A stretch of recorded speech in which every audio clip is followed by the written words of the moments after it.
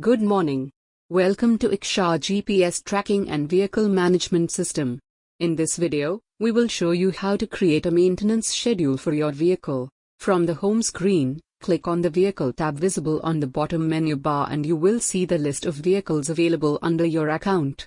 Select the vehicle for which you want to schedule the maintenance. Click on the green plus symbol visible at the bottom of the screen and you will get a pop-up with options: Create Maintenance, Create Inspection, Create Trip, Create Geofence. Selection of Create Maintenance option will take you to Maintenance screen.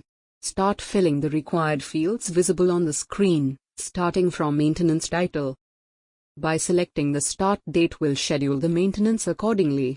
Select the maintenance type, whether it is preventive or accident or repair.